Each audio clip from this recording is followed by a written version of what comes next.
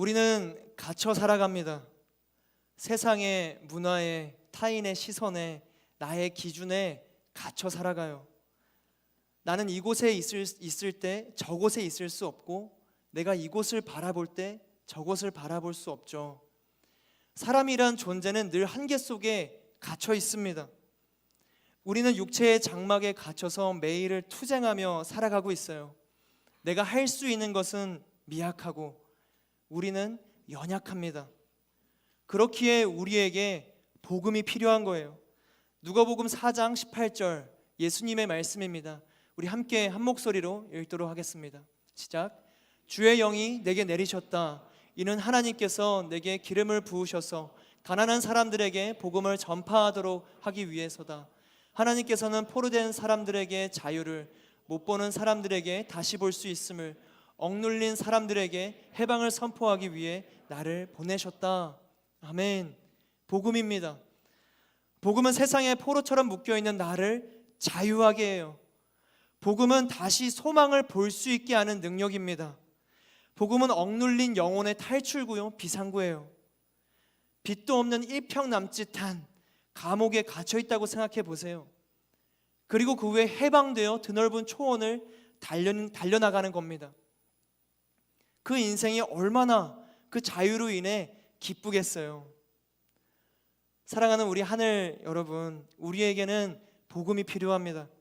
세상 그 어떤 가치나 신념보다 가장 큰 힘이 있는 능력이 복음이에요. 우리를 자유케 하는 능력, 우리를 해방시키는 힘, 우리를 다시 볼 수 있게 하시는 하나님의 역사, 그것이 복음입니다. 복음에는 세상이 줄 수 없는 절대적인 평안과 기쁨이 있어요. 하나님께서는 이미 그 복음을 우리에게 주셨고, 우리는 믿음을 선택하기만 하면 되는 겁니다. 그 믿음으로 우리 함께 가슴에 손으로 얹고 고백하며 나아가도록 하겠습니다. 함께 고백하겠습니다. 복음은 기쁜 소식입니다. 기쁜 소식은 예수님입니다. 예수님은 나를 보내십니다. 모든 곳에서 모든 곳으로. 함께 기도하겠습니다. 사랑하는 하나님 아버지, 성령의 조명하심으로 말씀을 보고 깨닫게 하여 주옵소서. 그리고 깨달은 말씀을 붙들고 삶에서 말씀으로 살아갈 수 있도록 성령님 우리를 인도하여 주옵소서. 예수님의 이름으로 기도드립니다. 아멘. 로마서 9장부터 11장까지는 이스라엘을 향한 사도 바울의 편지죠. 우리는 오늘 바로 그 이스라엘에 대한 마지막 구절까지 드디어 왔어요.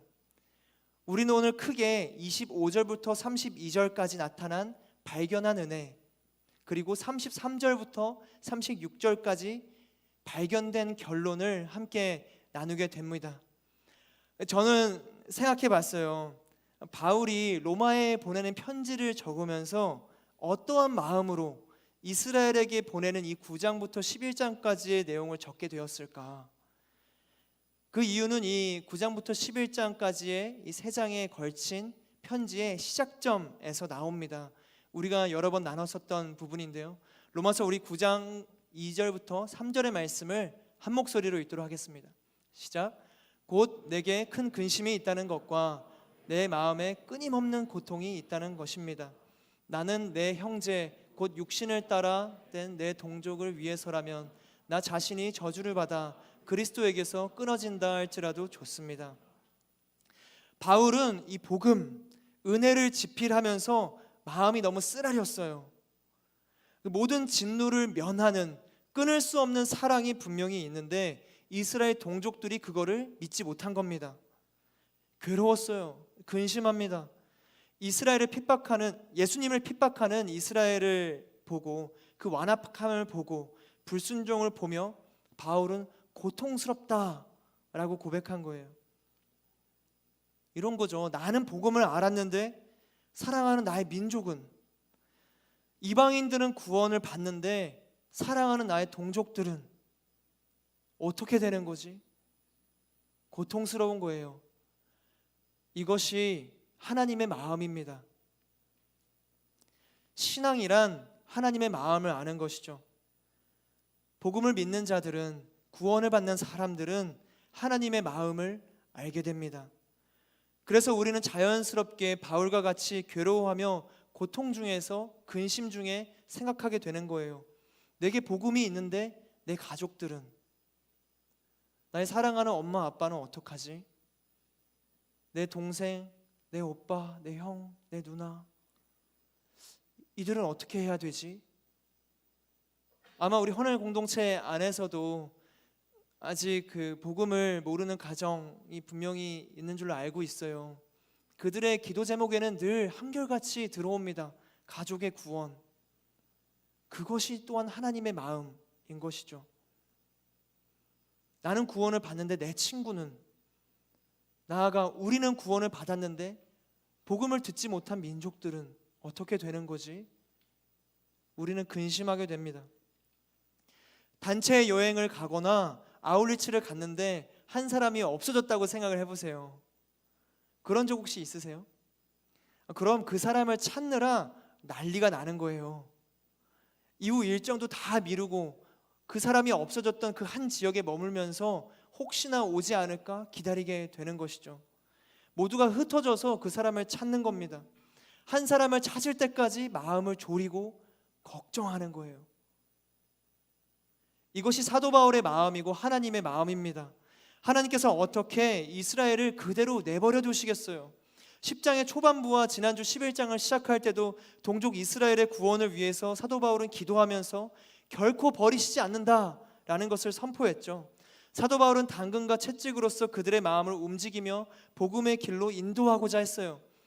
조금은 생소할 수 있지만 우리는 오늘 말씀 속에서 사도 바울이 확실히 발견한 은혜, 이스라엘 민족을 향한 하나님의 계획을 보게 됩니다. 우리 본문 25절의 말씀 함께 읽겠습니다. 시작. 형제들이여, 나는 여러분이 비밀에 대해 알기를 바랍니다.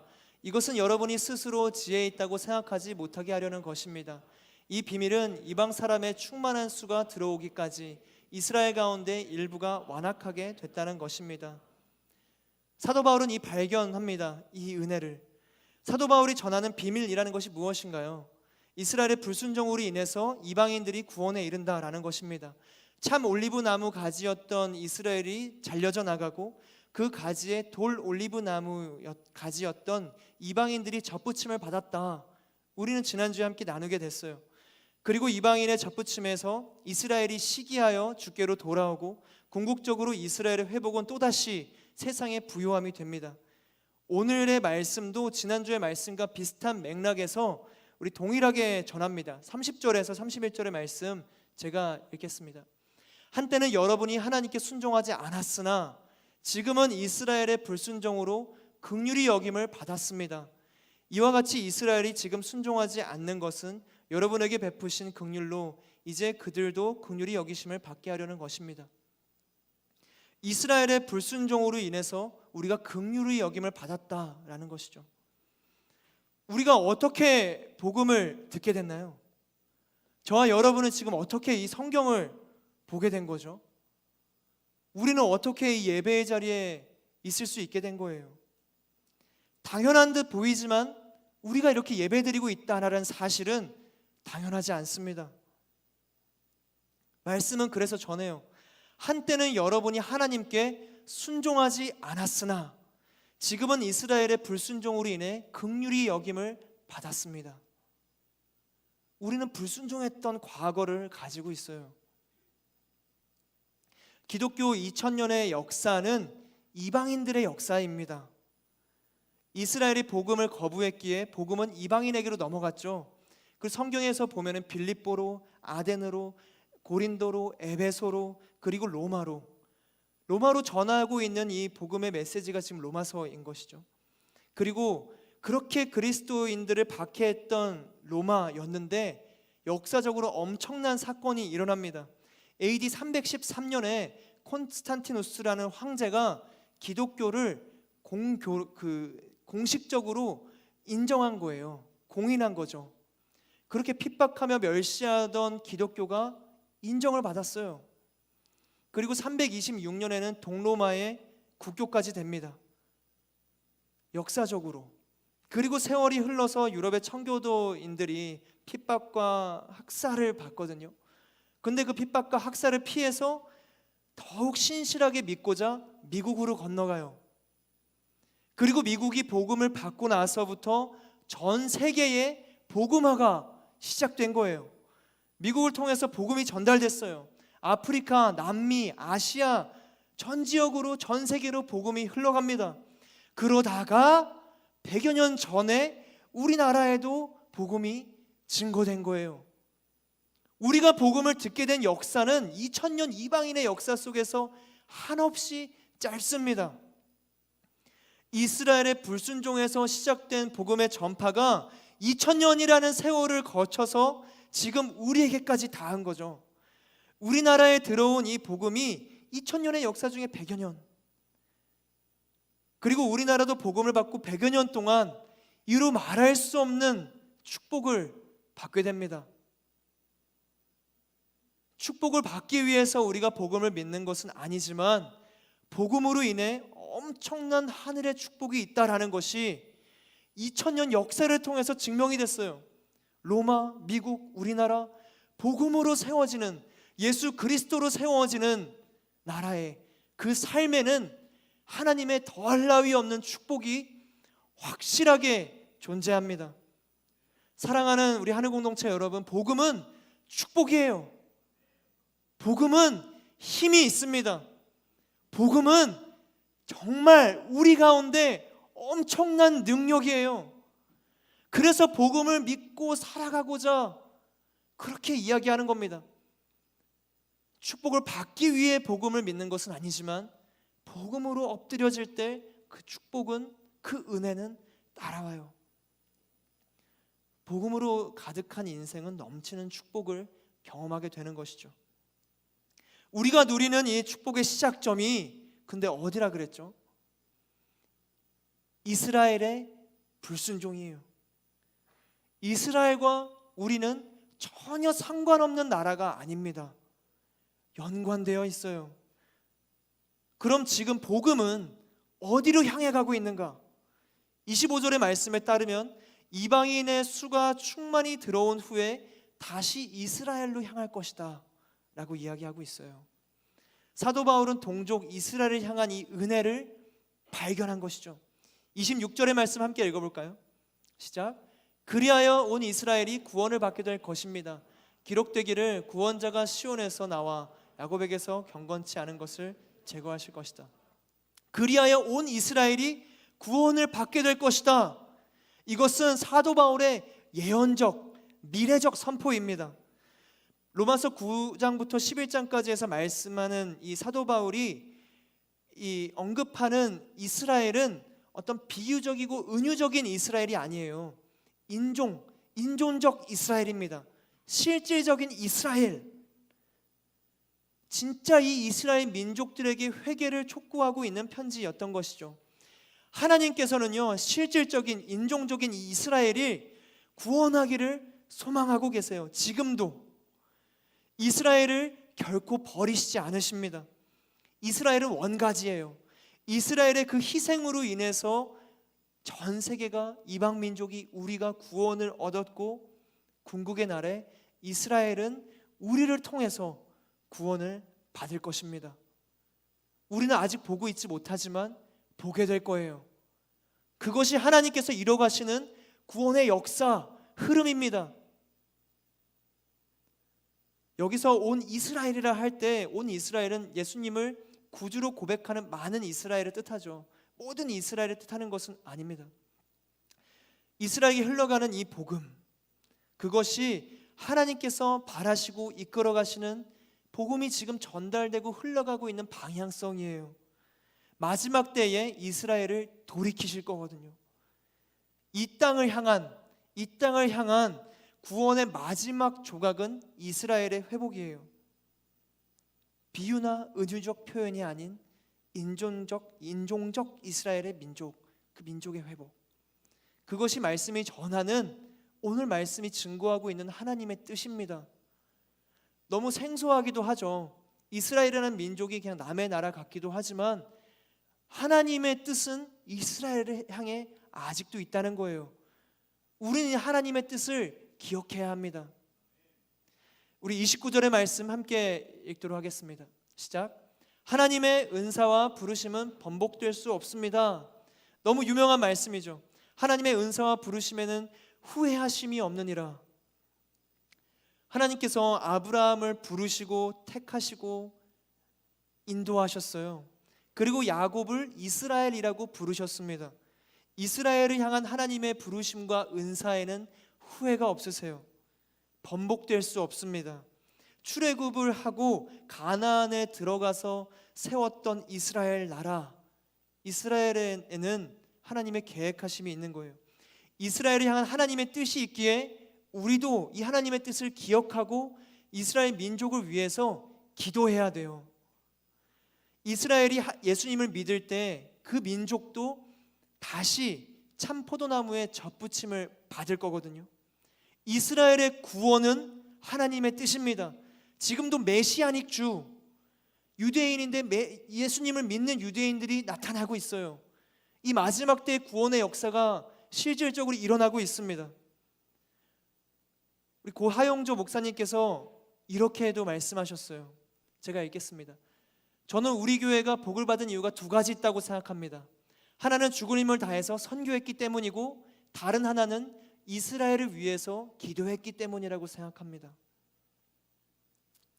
이스라엘을 위한 기도, 너무나 생소하지만 분명한 하나님의 뜻이 로마서 말씀 속에 나타나 있는 거예요. 단체 여행에서 한 사람이 없어지면 모두 그 사람을 찾기 위해서 애를 쓰죠. 그것이 하나님의 마음입니다. 잃어버린 한 마리 양을 찾기 위해서 가시덤불도 마다치 않고 들어가는 것이 목자의 마음이에요. 그렇게 찾아낸 잃어버린 영혼이 저와 여러분, 우리죠. 우리나라예요. 그리고 그 하나님은 이스라엘을 또한 사랑으로 찾고자 하고 계십니다. 이방인의 구원은 이스라엘을 통해서, 그리고 이스라엘의 구원은 이방인들을 통해서 이루어집니다. 이것이 인류의 구원을 위한 하나님의 놀라운 계획이에요. 사도 바울은 이 은혜를 발견했던 겁니다. 그리고 이어서 이 은혜 속에 한 가지 결론을 내게 돼요.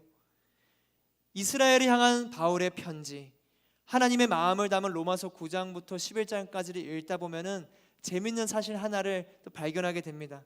다른 로마서의 그 때보다 더 많은 구약 성경을 더 많이 인용해요. 엄청 인용합니다.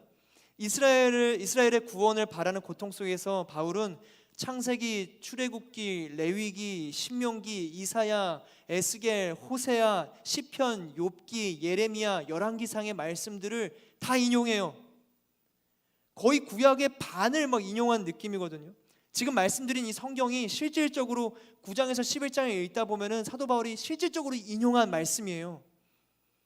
그 말씀 속에서 사도 바울은 하나님의 뜻을 발견한 것이죠.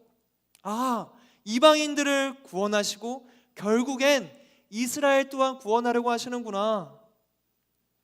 사랑하는 우리 하늘 공동체 여러분, 말씀에는 하나님의 뜻이 가득합니다. 하나님께서는 이 말씀을 통해서 우리에게 그 마음을 알려주고자 하세요. 말씀에는 힘이 있습니다. 말씀에는 회복이 있어요. 말씀은 선물입니다. 우리는 말씀을 봐야 해요. 말씀을 봐야 됩니다. 말씀을 보지 않고 하나님의 뜻을 알겠다라는 건 요행이에요. 매일 큐티를 통해서 말씀을 보고 하나님의 뜻을 발견하는 삶, 그것이 복음으로 살아가는 삶의 시작입니다. 제가 한 번은 2019년도 때에 여호수아에서 사역할 때였어요. 여호수아에서 사역하면서 너무 어떤 무게감과 책임감과 중압감, 그리고 괴로운 마음들이 있었거든요. 그래서 진짜 못하겠다, 이런 마음까지도 제가 다가오는 거예요. 사역자, 교역자들도, 목회자들도 교회 사역을 하면서 힘들 수가 있잖아요. 그렇겠죠? 그래서 제가 어느 정도까지 힘들었냐면, 한 번은 지금은 약간 오래된 얘기처럼 들리겠지만 홀리스타라고 새벽 예배가 있었어요. 제가 새벽 예배를 준비해야 돼가지고 큐티 책을 딱 폈죠. 큐티 책을 딱 펴고 나서 말씀 준비하겠다 하는데 너무 마음이 힘드니까 말씀 준비를 못 하겠는 거예요. 그래서 큐티 책을 덮었습니다. 그리고 그냥 잤어요. 말씀 준비 안 하고. 그래도 나름의 책임감으로 에라 모르겠다 하고 생명의 삶 하나 들고 홀리스타의 장소로 갔습니다. 뭐 그렇게 좋은 자세는 아니에요. 그런데 그곳에서 말씀을 딱 읽고 말씀을 펴고 에베소서의 말씀이었거든요. 그냥 떠오르는 대로 예수님에 대한 문장들이어서 예수님이 이러신 분이십니다. 같이 말씀 속에서 얘기를 나누는데 제게 회복이 찾아오는 거예요. 한 달 정도 너무 힘들어서 주변 사람들 만나는 사람들 지금의 아내한테도 계속 막 토로를 했거든요. 어느 정도로 막 토로했냐면 차 안에서 핸들을 막 치면서 못 해먹겠다고 막 진짜 이 정도로 주체할 수 없는 어떤 스트레스. 그런데 그렇게 분출한다고 해서 해결되지 않아요. 사람의 위로를 받는다고 해서 마음이 회복되지 않습니다. 영혼의 문제는 사람으로 해결되지 않아요. 그런데 그곳에서 말씀을 보고 말씀을 이야기하는 순간 완전히 회복되더라고요. 저는 그렇게 짧게 말씀을 읽고 말씀에 나타난 걸 전하고 내려와서 기도하는데 제 마음이 완전 무너진 걸 발견했어요. 제 높아진 장벽들의 장애물들이 그냥 무너지더라고요. 그리고 그 뒤로 기쁨이 회복되고 감사가 회복되고, 그래서 지금 이 자리까지 한 번도 그런 일을 다시 겪지 않고 감사와 기쁨으로 말씀으로 나아가고 있습니다. 말씀에는 힘이 있어요. 말씀은 진짜 엄청납니다. 큐티를 하라는 게 그냥 의무를 드리는 게 아니에요. 진짜 여러분을 사랑하는 마음으로 그 말씀이 여러분의 삶에 어떠한 영향력이 있는지를 아니까 말씀을 붙드는 겁니다. 제가 한 달의 시간 동안 힘들 때 말씀을 안 받겠어요? 말씀 받죠. 그런데 그 말씀이 내 영혼과 부딪히는 하나님의 때가 있는 거예요. 우리는 그 때를 기다림으로 말씀을 붙잡는 겁니다. 내가 원할 때 하나님 임하시면은 그게 진리의 램프잖아요. 우리는 하나님의 때를 모르기 때문에 겸손함으로 기다리며 말씀 가운데 거하는 거예요. 오늘부터 우리 순모임은 생명의 삶 큐티 말씀의 본문으로 순모임을 진행하게 됩니다. 우리의 순모임이 세상의 모임과 구별되는 은혜가 기쁨이 있는 이유는 살아있는 말씀이 있기 때문이거든요. 삶을 나누는 거, 어려움을 이야기하는 거, 어떤 소원을 이야기하는 거 다른 데서도 할 수 있어요. 그러나 우리의 모임이 정말 평안 가운데 기쁨 가운데 세상에 줄 수 없는 감사로 넘치는 이유는 우리 가운데 말씀이 있을 때 그때 달라지는 거거든요. 아직 큐티책이 없는 분들이 있을 거예요. 여기서 잠깐 왼쪽으로 쭉 가면은 두란노 서점이 있거든요. 두란노 서점에 가셔서 생명의 삶을 구매하세요. 커피 한 잔 값도 안 돼요. 그런데 이 작은 가치가 영원한 가치로 초대하는 통로입니다. 날마다 하나님의 말씀에 거하시는 저와 여러분이 되기를 주님의 이름으로 축복합니다. 처음에 나눴던 것처럼 사도 바울은 이스라엘의 불신앙을 보고 고통스러워했어요. 그러나 9장부터 11장을 적어 내려가면서 이 구약의 말씀 속에서 하나님의 마음을 깊이 깨닫게 된 바울은 감탄합니다. 우리 함께 33절의 말씀 보실까요? 함께 읽겠습니다. 시작. 깊도다 하나님의 부여와 지혜와 지식이요 그분의 판단은 헤아릴 수 없으며 그분의 길은 찾아낼 수 없도다. 사도 바울이 이 고백을 쓸 때 무감동으로 썼겠어요? 깊도다 하나님의 부여와 지혜와 지식이요. 아니죠. 정말 넘치는 기쁨, 이루 말할 수 없는 감탄으로 이 글들을 적어 내려갔을 거예요. 깊도다 하나님의 부여와 지혜와 지식이요 그분의 판단은 헤아릴 수 없으며 그분의 길은 찾아낼 수 없도다. 감탄하게 된 거예요. 로마서의 말씀을 보다 보면 사도 바울이 얼마나 지성인인지 알 수 있거든요. 얼마나 논리적인 사람이고 얼마나 똑똑한 사람이었는지. 지금 어떤 누구도 사도 바울이 로마서를 썼던 것처럼 구약의 전체 말씀을 다 가지고 오면서 복음을 증거하는 거, 이건 따라하려고 해도 잘 못하는 거거든요. 너무 힘든 거예요. 이거 다 가져와서 사도 바울처럼 말한다는 거. 그만큼 사도 바울은 가말리아의 문화생이었고 바리새인 중에 바리새인이었어요. 지성적인 사람이었죠. 그러나 바울은 모든 논리적 사고를 멈춰요. 지성적인 접근을 그칩니다. 책을 읽으면서 놀라다가 덮고, 구약을 읽으면서 말씀을 여기다 덮고 감탄하는 거예요. 와, 깊도다. 저는 사실 조금 통독을 힘들어 하거든요. 성경을 쭉 읽어내려 가야 하는데 읽다가 익숙한 말씀에서 새롭게 조명되는 그 하나님의 마음이 느껴지면 그냥 멈춰지는 거예요. 그런 적 있지 않으세요? 막 읽다가 와, 너무 이 말씀이 너무 좋아서 계속 그것만 곱씹고 막 계속 읽다가 결국엔 통독 실패. 그런 경우에 있지 않으세요? 시간은 한정적이니까 우리는 더 읽어야 되는데 여기서 하나님이 갑자기 조명하심을 주는 바람에 더 읽지 못하고 너무 멈춰지게 되는 거죠. 너무 하나님께서 이렇게도 말씀하시는구나. 야, 폼 미쳤다. 막 이러는 거예요. 네이버에 찾아봤어요. 이렇게 쓰는 거 맞나? 이렇게 쓰는 거 맞죠? 폼 미쳤다. 우리 20대들이니까요. 하나님의 마음이 나를 덮어버리면 모든 사고가 멈춰지는 거예요. 하나님의 사랑이 나를 덮어버리면 고민, 걱정, 염려, 막 그런 것들이 다 날아가 휘발돼 버리는 거죠. 그냥 하나님의 사랑 가운데 거하고 감사와 기쁨과 감탄으로 나아가게 되는 거예요. 그게 복음을 경험할 때의 마음입니다. 하나님을 찬양하고 하나님을 사랑하고 하나님의 마음으로 충만해지면은 감탄이 나오는 거예요. 사도 바울처럼 하나님을 감탄하는 것, 그것이 찬양이고 예배고 우리의 삶이 되어야 하는 줄로 믿습니다. 사랑하는 우리 하늘 공동체 여러분, 믿음은 감탄하게 해요. 우리 함께 외쳐볼까요? 믿음은 감탄하게 합니다. 믿음은 감탄하게 해요.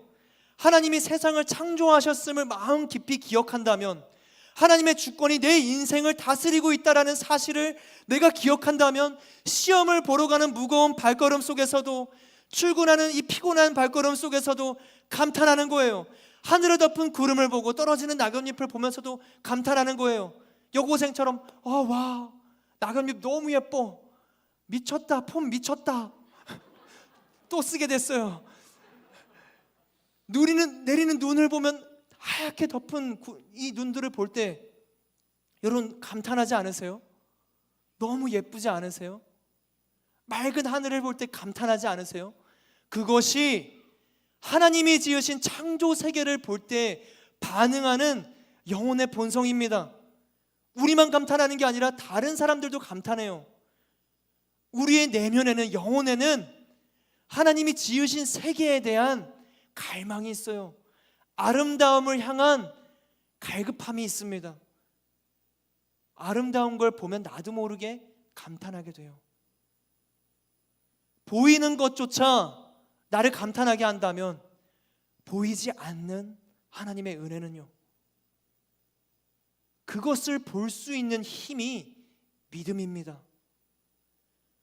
보이지 않는 하나님의 인도하심, 그 주권, 나를 빚고 계시는 토기장의 능력, 손길, 그거를 볼 수 있는 힘이 믿음이에요. 그 믿음이 있을 때 우리는 감탄합니다. 3주차에 이제 오늘 함께하게 되는 순모임이 아직 어색하고 낯설겠지만 순원분들과의 대화를 통해서 우린 또 감탄하게 될 거예요. 서로의 믿음을 보면서, 서로의 삶 속에 역사하셨던 하나님의 일들을 보면서 와, 하나님이 그렇게도 일하시는구나. 하나님이 너에게 그런 은혜도 주셨구나. 감탄하게 됩니다. 말씀으로 살아갈 때에 우리는 감탄해요. 믿음은 감탄합니다. 반대로 믿음이 없으면 불평하는 거예요. 우리에게는 두 가지 길이 있습니다. 감탄의 길 혹은 불평의 길. 감탄의 길은 신앙의 길이고 불평의 길은 불신앙의 길이에요. 여러분은 삶에서 감탄하고 계시는가요? 아니면 불평하고 계신가요? 하나님의 주권을 믿고 토기장의 손길을 믿는 사람은 결국 모든 상황 속에서 감탄하며 찬양하게 됩니다. 내 입술에서 불평과 불만의 언어가 많은지, 하나님을 향한 감탄과 칭찬의 언어가 많은지 한번 살펴보세요. 한번 지금 살펴보시겠어요? 서로의 내면을 보시면서, 각자의 내면을 보시면서 나의 입술은 불평하는가? 나의 입술은 감탄하는가? 내 영혼은 모든 상황 속에서 놀라워하는가? 아니면 불만을 품는가? 지금 그 언어의 길이 내가 걷고 있는 믿음의 길입니다. 우리 34절과 35절의 말씀 함께 읽도록 하겠습니다. 시작. 누가 주의 마음을 알았는가? 누가 주의 조언자가 됐는가? 누가 주께 먼저 드려 주의 보상을 받겠는가? 누가 주의 마음을 다 알겠어요? 누가 감히 하나님의 조언자를 자청하겠어요? 내가 하나님의 조언자가 되겠다 하시는 분 손 들어 보시겠어요? 다행이에요. 누가 무엇을 가지고 있기에 주님의 필요를 채워드릴 수 있겠어요? 내가 주님의 필요를 채워드리고, 자, 주님 채워드렸으니까 보상 주세요. 찬양이 가끔 그럴 때 있거든요. 헌신이 그럴 때 있어요. 내가 헌신했으니까 주님 보상 주세요. 내가 찬양했으니까 주님 은혜 주셔야죠. 그거는 세상의 논리죠. 경제 논리예요. 그리고 더 깊숙이 따져보면은 하나님은 이미 가장 큰 은혜를 주셨거든요. 예수님을 주셨어요. 그런데 우리가 또 무슨 보상을 바라나요? 또 다른 무슨 은혜를 우리가 구하고 있는 거예요? 우리는 이미 충분합니다. 충분해요. 1077년 노르망디에 위치한 베크 수도원의 이제 부원장이자 수도원 학교의 교장이었던 안셀무스라는 신학자가 있었습니다. 주변 동료 수도사들이 그에게 한 가지 요청을 했어요. 진리에 대한 글을 써달라. 그런데 그 글은 일반인들도 이해할 수 있도록 성경의 권위에 의지하지 않고 진리를 적어달라라고 부탁한 거죠.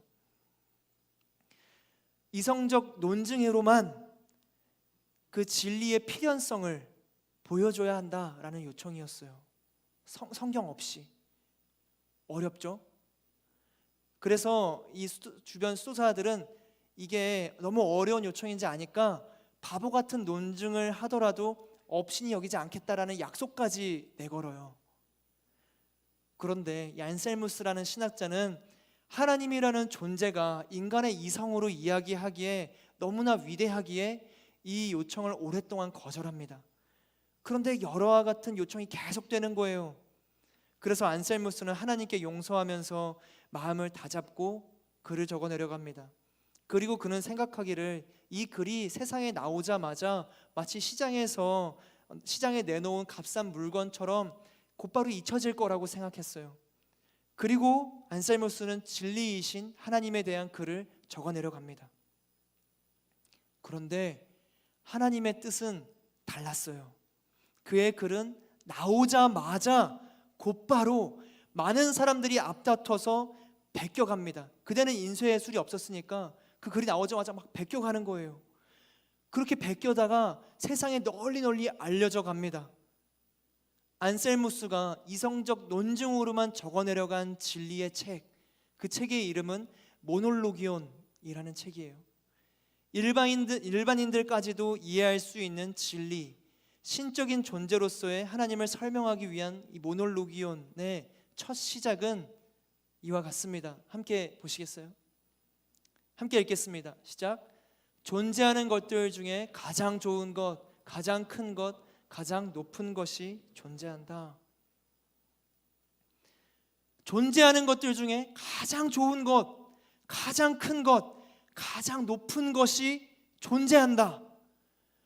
그분이 하나님이시다 라는 거예요. 내가 생각하는 좋다라는 것들 있죠. 여러분의 삶에서 가장 좋은 거 뭐세요? 이 겨울날 따뜻한 온수매트에 들어가서 넷플릭스 딱 켜놓고 귤 하나 까먹으면서 와, 그거보다 좋으신 분이 우리 하나님이신 거예요. 여러분이 생각하시는 것 중에 가장 큰 거 뭐예요? 가장 큰 거 최홍만? 뭐 가장 큰 거 요즘 뭐가 있나요? 그 가장 큰 것보다 더 크신 분, 그분이 하나님이세요. 말하고 보니까 이 최홍만 씨는 너무 옛날 사람이었어요. 갑자기 여러분 세대차 느끼셨죠? 아이 맙소사. 가장 높은 것, 롯데타워보다 더 높은 하늘 우주 더 높은 그분이 우리의 하나님이십니다. 우리는 그 하나님을 다 알 수 없어요. 다 알 수 없어요.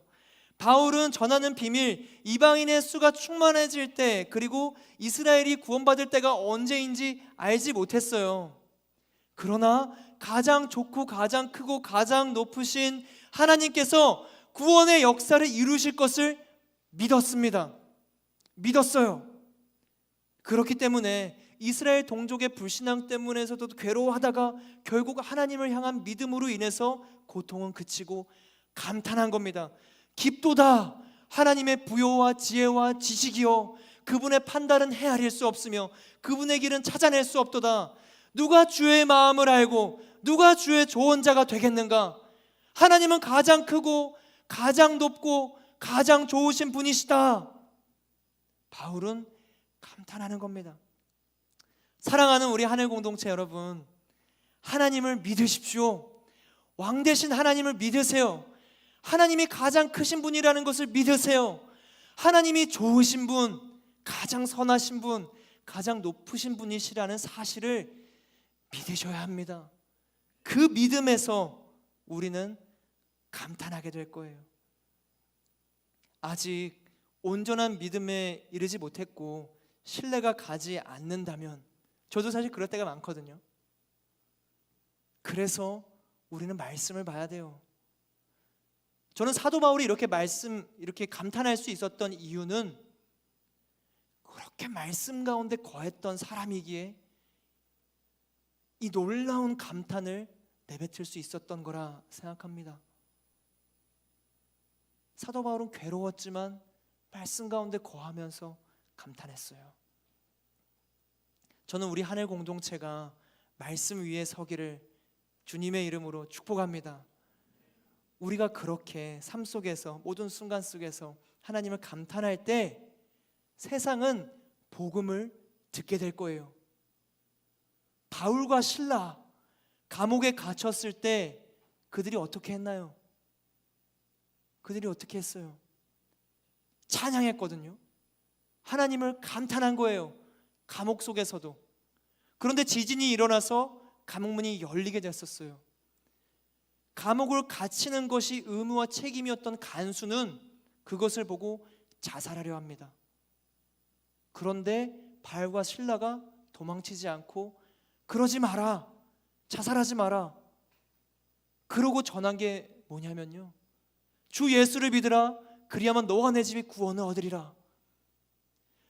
그 감옥 속에서 감탄하다가 그 감탄 속에서 터져나온 것이 주 예수를 믿으라 라는 선포였어요. 감탄하는 영혼만이 복음을 전할 수 있어요. 하나님의 사랑에 대해서 감사와 기쁨으로 외치는 사람은 감옥 속에서도 감탄하고 감옥문이 열려도 복음을 전합니다. 그것이 하나님의 사람이 가는 길이에요. 하나님은 우리로 하여금 감탄함으로 복음을 전하게 하십니다. 이제 크리스마스 블레싱이 다가오죠. 오늘 개회 예배를 시작으로 여러 준비의 시간들을 보내시면서 각자의 마음과 순간 속에서 하나님을 향한 감탄만이 넘치기를 주님의 이름으로 축복합니다. 준비하면서도 그 땅을 가서도 하나님을 감탄하세요. 감탄하세요. 감옥에서도 감탄할 수 있습니다. 상황이 좋아서 감탄하는 게 아니에요. 하나님이 계시기 때문에 감탄하는 거예요. 그러면 주변이, 그 땅이 변화됩니다. 자살을 하려던 그 간수조차도 생명을 다시 얻고 그 집안까지도 흘러가게 되는 거예요.